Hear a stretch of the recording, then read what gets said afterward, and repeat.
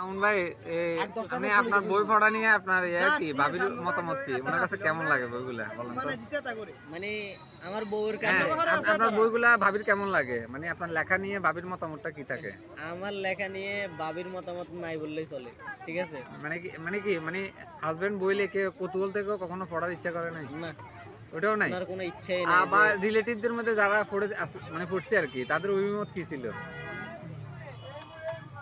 মানে যাদের আত্মীয় স্বজনদের মধ্যে যারা পড়ছে আর কি বই, ওরা তাদের মতামত কি ছিল? হ্যাঁ, ওদের মতামত ছিল খুব অসাধারণ, হ্যাঁ, তবে উৎসাহটা বেশি পেলাম, ঠিক মানে আছে। উৎসাহ কার থেকে বেশি পাইছে? মানে বই লেখার পিছনে আসলে কার কন্ট্রিবিউশন বেশি ছিল আর কি? বই লেখার পিছনে কন্ট্রিবিউশন ছিল আমার নিজেরই ধরতে গেলে, হ্যাঁ, কারণ লেখালেখির প্রতি আমার নিজেরই ঝোঁক। হ্যাঁ, অন্য কেউ এত ইচ্ছাও দেয় নাই, তবে ছোটবেলায় একটা কাকা ছিল, হুম, ওই কাকাটা মানে লেখার ঝোঁকের প্রতি উৎসাহ মানে দিছে। উৎসাহ দিছিল। ও উনি মানে এখন বর্তমানে লন্ডনে আছে, হ্যাঁ, লন্ডন প্রেস ক্লাবের একটা সদস্য হিসেবে। ও আচ্ছা, ভাই তো বিভিন্ন প্রতিযোগিতা অনেক অ্যাওয়ার্ড দিচ্ছেন, দেখলাম ছবি আর কি।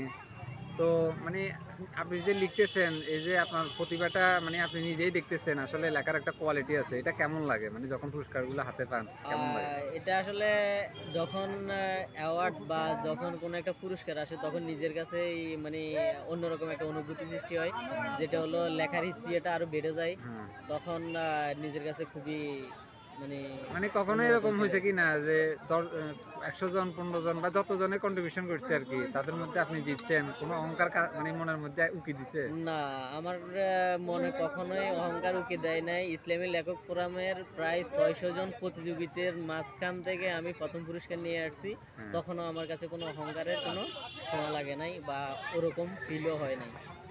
তাও ধরেন ভাই, মানে অনেক কিছু মানে অনেকগুলো তো বই লিখছেন। এখন পর্যন্ত মানে কোন বইটা মানে নিজের কাছে মনে হয়েছে যে এটা লেখার কারণে মানে আত্মতৃপ্তিটা একটু বাড়ছে? কোন বইটা এরকম ছিল? কয়টা বই অবশ্য বেরিয়েছে এটা জানান। আর কোন আ বইটা লেখার পরে খুব বেশি ভালো লাগছে? মানে কিছু একটা লিখতে পারছেন? আমার নবসাহিত্য প্রকাশনী থেকে ২০২৩ সালে বের হয়েছিল নীল রহস্য নামে কাব্যগ্রন্থ। তো ওটা অতর্কিতভাবে হয়ে গেছিল।